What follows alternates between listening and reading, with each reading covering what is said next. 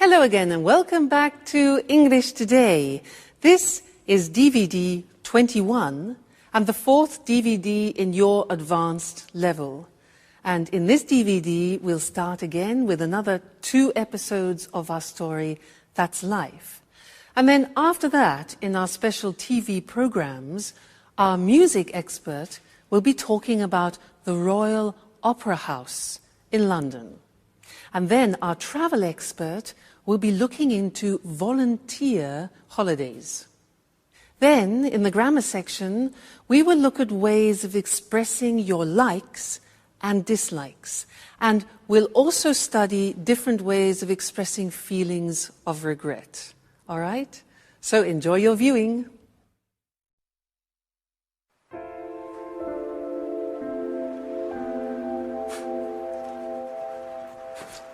Jack, I was waiting for you. Have you got a minute? Sure, Edward. What's up? You want to put some muscles in your film? Oh, Jack, you're quite a joker. I need some advice about a rather delicate matter. Well, it's about women. Oh, well, then you've come to the right person when it comes to women. In all modesty, I'm sort of an expert. Go ahead, shoot. But make it fast. I have to get to the gym. Oh, well, don't worry. It's like this. If a woman lets you mysteriously know that she's keen on you, and if you didn't expect it, but then you find that you don't mind the gesture, in fact, because of this, you find that you are becoming fond of her. And if she acts as if nothing has happened... Whoa, Edward. What are you getting at? I don't understand it. Is this a new idea for a film? Because if it is, you should think about rewriting this script. It seems very convoluted to me. Jack, stop joking. It's a serious matter. I just don't know how to behave. I can't stand this situation. Well, okay. Let's take this from the top. So, a woman goes for you. However, she doesn't do it openly. But then she pretends as if nothing has happened. And, as far as I can tell, you don't dislike the idea. Have I got it? Exactly. What should I do? Well, the fact her behavior leads me to believe that she's fond of games. So use that. Play the mysterious man. And then surprise her with something special. You know, like take her out to dinner, or write her a poem, or send her some red roses. Women really go for that kind of thing. Really? I got an idea. I'd really like to meet this mysterious woman. What she sees in him is beyond me.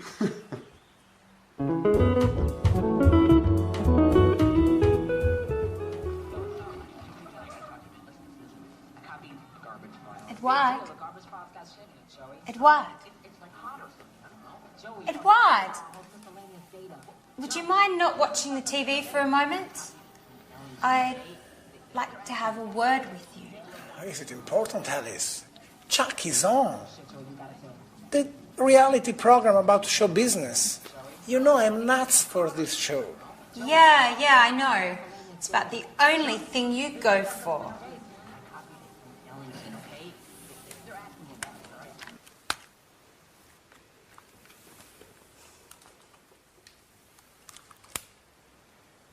What's up, Alice? What's bothering you? Edward, I'm sorry. I didn't mean to be rude. It's just that... Has something... What? I mean... Anything particular happened recently? Oh, well, if I have to tell you the truth, yes. Great. So, what? So what? What are you getting at? Well, what did you think about it? Were you pleased by it? Oh, yes, very much, but why we are talking about such embarrassing things? think you should talk about it, Edward. Once and for all. You think you know me. I'm not good with words. Well then, get into action. I think you've already waited long enough. Well, maybe you're right. I'm a klutz, aren't I, Alice? Well, yes, but you can fix it. I'll surprise you.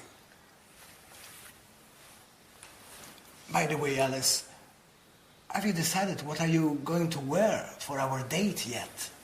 Oh, our date? Are you serious, Edward? Sure. Our date with Mr. Martin, the television producer. That date? Have you forgotten? No, don't worry. I haven't forgotten about it.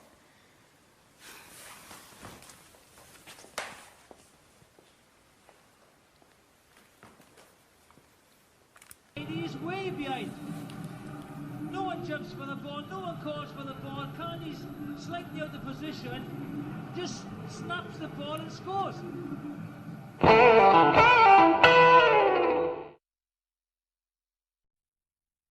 Hello again, and welcome back. Jack and Edward in that episode were talking about what they like doing and what they dislike doing. And in the English language, this is very interesting because there are different ways of describing what you like and what you dislike. Different verbs, different phrases, and that's what I want to do with you now. I'm going to give you some examples in this little exercise. And if you listen carefully, you will notice how many different forms there are. It's like a little quiz. I'm going to talk to you about an animal, all right? I'm going to describe what this animal likes doing and dislikes doing, and then I want you to try and guess what the animal is, all right? So are you ready? Listen carefully. Well, these animals are keen on eating big animals. They're keen on eating big animals. They're fond of basking in the sun in the long grass. So they're fond of lying, basking in the sun in the long grass. They really love running at top speed. They love running at high speed, okay? They can't stand getting wet. Like when it rains, they can't stand getting wet. They can't bear being disturbed when they're eating. They can't bear being disturbed when they're eating. Another thing, they don't mind the presence of man, but at a distance. All right? Okay. They dislike being close to lions. Dislike being close to lions. They hate being disturbed when they are with their cubs, with their babies. Okay? Their babies, their cubs. As animals, they don't go in much for making noise. They don't go in for making noise. They're silent. They're quiet. And for them, it's all right to eat only twice every 4 days. So once every 2 days. They don't have to eat every day. So, have you guessed the animal? It's a cheetah. Now remember that in English, a cheetah is not Mr. Monkey. A cheetah in English is the fastest animal in the world. It's the cat, the wild cat with dots. That's the cheetah, and that's what I was describing. All right? Now let's look more closely at the language that I used. So, if we are talking about likes, these are the possibilities. You can use the verb to be keen on. Now notice that these verbs are followed by the gerund form because we have a preposition. So, I'm keen on skiing. Keen on plus gerund means I'm enthusiastic about it. I'm fond of learning English. Same meaning, okay? It means I like it very much. Keen on, fond of, plus gerund. You can have the negative too. I'm not so fond of going to the cinema alone, for example. Now, what about negative? I can't stand is the same as I hate. Very, very common use, this. I can't stand getting up early in the morning.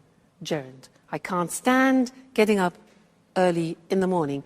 We also say, I can't bear. Look at the pronunciation. I can't bear. All right? Getting up early in the morning. I can't bear drinking beer, for example. You can say, I really love doing something. I really love playing tennis. Now, you can say, I don't mind doing something. Now, I don't mind means I don't particularly like it. I don't particularly dislike it. So it's okay, it's nothing special for me. So I don't mind playing tennis, but it's not my favorite sport. All right? We also have the verb dislike. I dislike playing tennis. All right? So see how many they are. It's really interesting. Another one which is much less known, but we use it quite a lot, is to go in for. Listen to this. I don't go in for watching documentaries. I don't go in for playing tennis. Again, which means I'm not interested in it. All right? Another thing is, well, it's all right. Again, this is non-committal. It's all right playing tennis, but it's not my favorite sport. All right? And then something similar to all right is it's okay. Well, it's okay eating rice, but I'm not really very enthusiastic about it. So you see how many different examples we have to describe like and dislike in English. And again, these are things that we use every day, so you need to practice them often. So it's okay learning English, and you are excellent at doing it, and I like seeing your progress. Okay, great. Well, that's this lesson, and we'll see you again in the next one. All right, bye for now.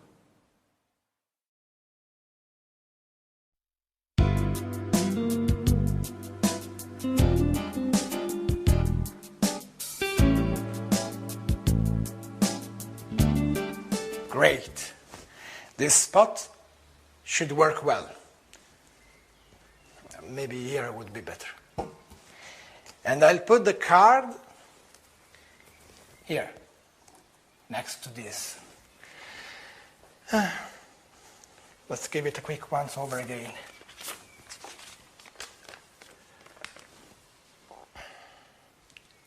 And I should have done this long ago. Now I can't wait any longer. Listen to my poetry, written especially for you. You are perfume, the color of all flowers, the breath and scent of the sea, the warming strength of the sun. You, the shining star that lights my life. Who knows if she'll like it? What about these roses? Will she like them? And what if she makes fun of me? Perhaps I shouldn't have listened to Jack, but of course. It makes no sense to go on as if nothing has happened. Somebody has to take the first step. I'll await you tomorrow night here in the living room. When everyone is asleep, we'll be able to be alone. Finally. Alone. Okay, that is done. There's nothing more to do now but wait. Anne will be home soon. Thank God Alice won't be here at least for 2 hours. And Jack is at the gym. Yes, I calculate everything perfectly. Now it's time for me to leave as well. I don't want Anne to see me here. Here she is. It's time to go. Excellent. Great, Edward. The moment of truth approaches. Then never call me an amateur again. Right, fine. Bye-bye. Oh, is the door open? Bloody cat's coming. Oh, what are these? For me? Oh, they're beautiful. I wonder who sent them. Oh, what poetry. Who could have written it?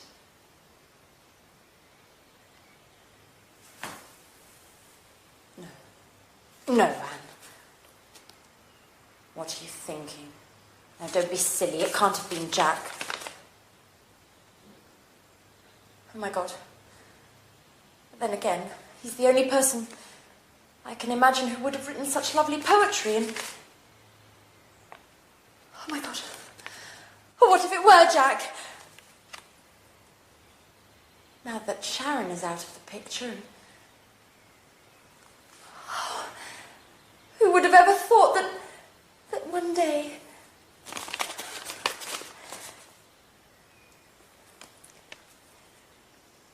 Oh, Jack.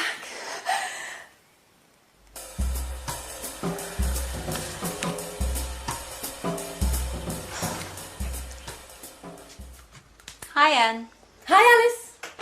My, aren't we feeling chirpy today? Yes, we are feeling chirpy. I've just received a mysterious and completely unexpected surprise. So, what is it? What's all the suspense for? Oh, I'm sorry, Alice. I'd like to keep it a secret for the time being. There's something I have to check up on first. But don't worry, I'll tell you soon enough. Now, why don't you tell me, how's it going with Edouard? By the look on your face, I would guess things aren't going very well.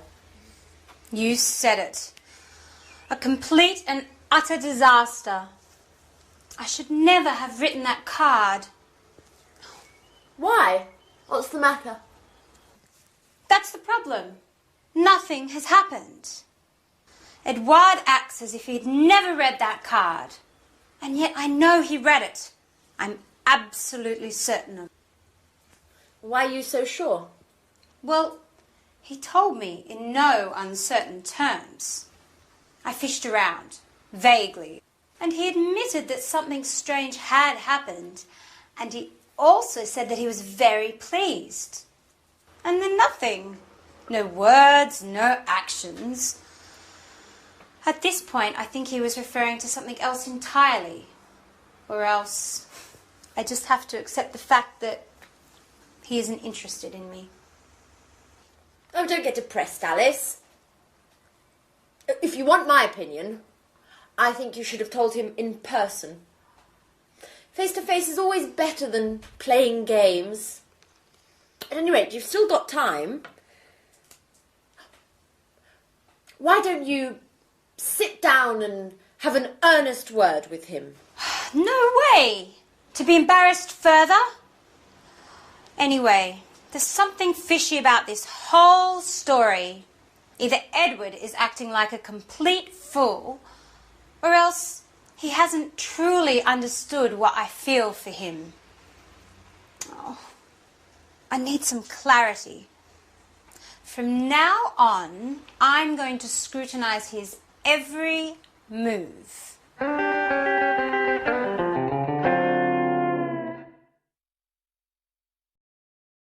Hi again and welcome back for some more English language. Did you hear Alice talking about her regrets? Do you know that regrets, when you do something you wish you hadn't done, that's a regret? Well, there are different ways to express that in the English language. She said, I wish I hadn't written that card.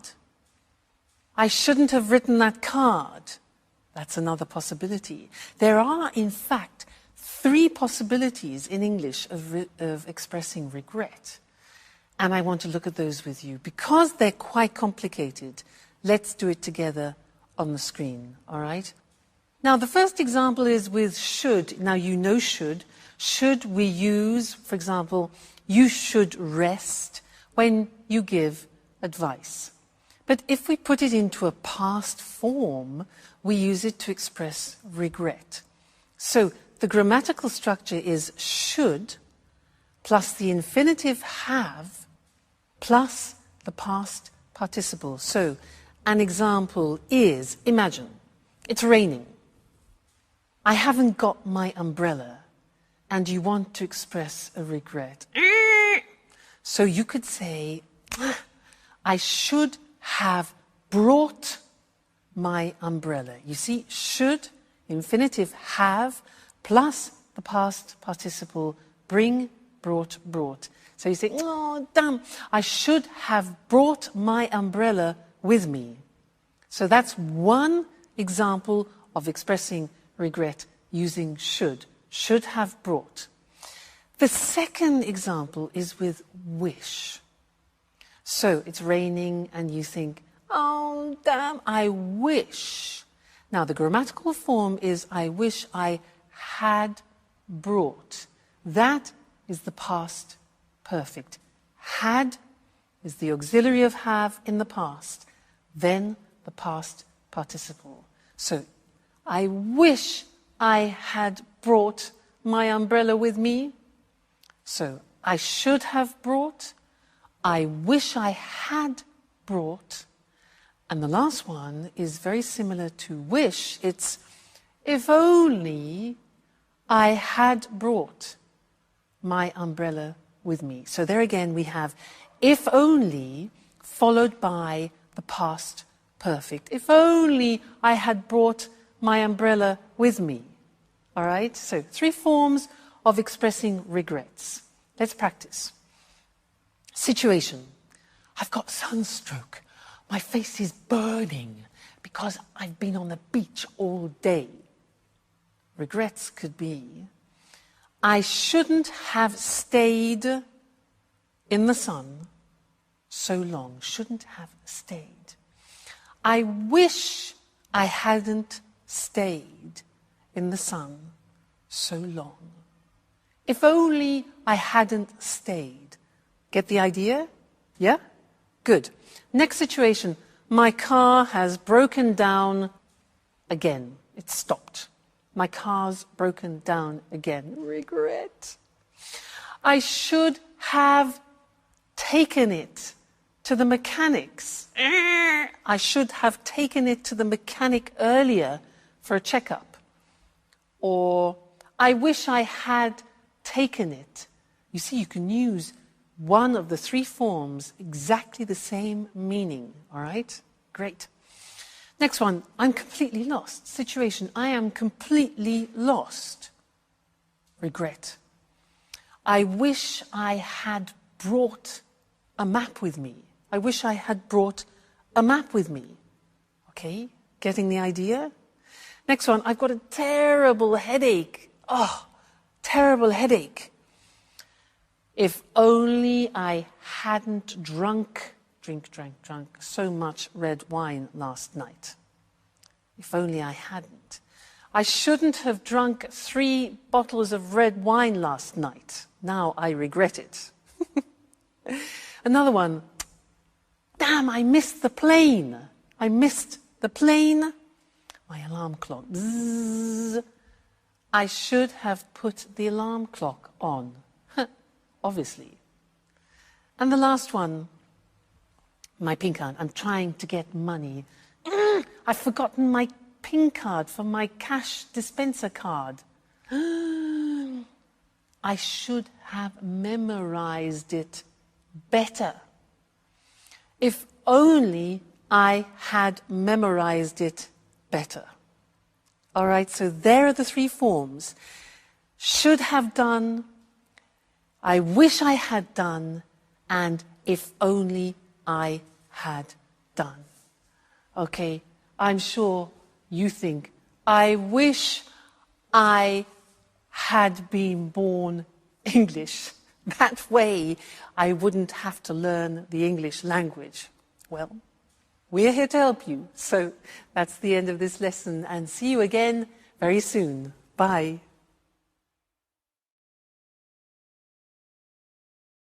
Hello and welcome to this week's edition of Music World. And of course, welcome to our music expert, Tony Moore. Hello, Lucy. And good morning to all our music fans. A great cultural icon with a very difficult recent history. A popular TV programme broadcasting these problems to a whole nation. And today, great performances to packed houses. I'm talking about the Royal Opera House at Covent Garden in London. The theatre dates back to 1732, but recently it's become more famous than ever. What exactly has been happening at the Royal Opera, Tony? Well, everything started with the restoration work that was begun in 1995. This work is now being completed, and we have the modern performance space that it is today. I can't see any trouble there. Sure. But the restoration work was partly funded by the National Lottery. What do you mean, partly funded? How much money came from the lottery? The lottery gave £58.5 million towards the work. Quite a lot of money. Remind me how the lottery works. Lottery tickets cost £1 and are sold all over the country. And there's a big draw once a week. OK, so the Royal Opera House received £58.5 million from the lottery. What happened next? The restoration work was completed in 1999. Tony Blair's Labour government had given the Royal Opera this lottery money on condition that it made opera less elitist in the future by keeping some of its seats reasonably priced for citizens earning an average wage. Did they do that? Yes. But let's not rush things. In 2001, the Royal Opera became even more famous when the BBC filmed a fly-on-the-wall documentary about the day-to-day running of the place. Well, the programme showed a real-life soap opera in action. During this period, the theatre was chaotically managed and was almost out of control. 5 executive directors left in the space of 5 years. There was ongoing conflict between management and employees, and the Royal Opera suddenly found itself at the centre of a political debate about the funding of the arts in the UK. Many people asked whether opera wasn't too elitist an art form to receive funding from the government. Why? Is the running of the Royal Opera completely funded by the government? No. But it does rely in part on the government. 31% of its funds come from government subsidies. Today, corporate sponsorship is becoming more important. In 2006, this amounted to nearly £16 million.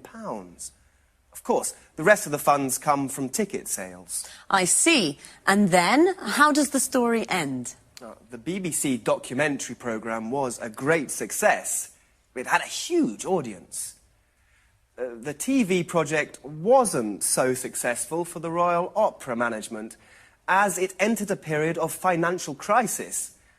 And there was an enormous amount of criticism because of the high cost of the renovation work, and because of the BBC TV documentary, which showed that the place was managed very, very badly. And today? Well, after so many years of difficult times, the Royal Opera is newsworthy simply because it isn't. For the last 5 years, the Royal Opera has been putting on successful operas and ballets. It's been doing a fine job. What's more, the Opera House has kept its promise. Now, it's attracting new audiences to listen to opera, and some of the seats are reasonably priced. So how much do tickets cost? The top price for a performance is usually £180, but half of the seats cost £50 or less. Now, the cheaper seats cost less than £10. Of course, they're not very close to the stage, but they are the cheapest grand opera seats in Europe. On an average evening, 48% of the audience is watching its first opera. So, a wider range of people are watching opera now in London. Oh, that's right. After a very difficult period, the Royal Opera is now running smoothly. Another soap opera with a happy ending. So, thanks, Tony, and Thanks. goodbye. Goodbye. And goodbye to all our music fans. So, the Royal Opera House, a cultural icon with a difficult history. A cultural icon is a famous symbol for one of the arts, music, writing or painting. But today it puts on performances to packed houses. Remember, the phrasal verb to put on means to organise and perform. A packed house is a theatre with every seat sold out. We say a place is packed when it's full of people. The restoration work that started in 1995 was partly funded by the National Lottery. To be funded by means to be financed by, to receive money from someone or something, in this case, the lottery. It was partly funded, means that it received part of the money it needed. This money was given on condition that opera was made less elitist. Elitist means that it is only available to a small group of people, usually socially or intellectually superior. The expression on condition that means only if. The BBC filmed a fly-on-the-wall documentary about the day-to-day running of the place. A fly-on-the-wall documentary is a programme that shows everything that happens in real-life situations. Day-to-day means daily, of every day. So the day-to-day running of the place means the normal, everyday administration of the place. This real-life soap opera showed the theatre was almost out of control. A soap opera is a TV programme with many episodes that looks at the day-to-day lives of a group of people. Out of control means there is no control, like chaotic or disorganised. It showed the ongoing conflict between managers and employees. A conflict is a disagreement. It was ongoing, means that it continued for a long period of time. That's all we have time for today. See you again soon. Hello and welcome to this week's edition of the Travel Programme. In the studio with me once again is Christine Oteng, our travel expert. Good morning, everyone. Well, what does the word holiday conjure up in your mind? White sand beaches, beautiful blue sea and fantastic seafood? Or maybe cool mountain air and invigorating walks through alpine forests? How about this? Think helping to build a dam outside a village in Uganda. Think helping out in a rural hospital in India. Think showing visitors round a castle in England. That's right, today's travel topic is volunteer holidays, a way to travel and do good at the same time. Am I right, Christine? Right. A volunteer holiday can be a true life-changing experience. Travel, visit new places and help local people at the same time. It's a great way to really make contact with local people, their culture and the kinds of problems they face, and you can help in a small way to solve some of those problems. Certainly a holiday with a difference. What sorts of places have volunteer holidays? There are two kinds of volunteer holidays, really. A lot of these holidays take place in developing countries, in Africa, India, and sometimes in South America. Other holidays can be found in Europe and North America. So there are lots of destinations to choose from. And what sorts of things can you do? There's an enormous range of activities to choose from.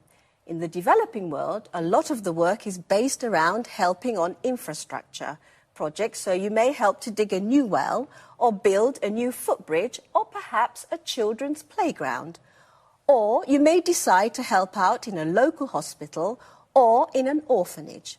All sorts of useful projects to improve the daily lives of local people in small ways. And what about the work in developed countries? Well, here the work is slightly different. It's usually for charitable organisations, like, for example, the National Trust, an English charity that looks after many castles and old houses. It also owns many areas of beautiful countryside. Anyway, it's possible to do lots of interesting things for the National Trust. What, for example? As you mentioned earlier, helping to show tourists round a castle in the summer, there is a beautiful 15th century castle on an island off the north-east coast of England, Lindisfarne Castle. Well, they're looking for a couple to do this job for a fortnight. OK, I'll think about that. But do you have to pay for these activities? Yes, of course you have to pay. Volunteer holidays in developing countries tend to cost more because travel costs are higher and some of your money will go to help the local community. In this way, you help poor people twice. Just one question, Christine. During volunteer holidays, do you have to work all the time? Well, usually there's a split between volunteer work and sightseeing. For example, during a fortnight's holiday to Africa, you may spend the first week on your volunteer work and the second week visiting game reserves, relaxing, shopping. The sorts of things you normally do on holiday. Good. So, you have time for fun too. OK, everyone, the next time you're trying to decide where to go on holiday, forget the beaches, forget the mountains, and start thinking about leaving your comfort zone for Africa or the English countryside. Thanks, Christine, for that fascinating information. Goodbye. And, of course, goodbye to all travellers. Well, what does the word holiday conjure up in your mind?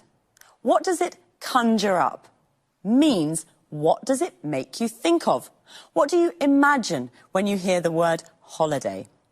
A volunteer holiday can be a life-changing experience. A life-changing experience means it changes your life. There are two kinds of volunteer holidays, in developing countries and in developed countries. A developing country is a country with a low level of economic activity and low standards of living, like India and Africa. All these countries together are called the developing world. European countries are developed countries. There are lots of destinations to choose from. There are lots to choose from means that there is a big selection. There are lots of activities to choose from. You can help on an infrastructure project, a project that involves building or construction.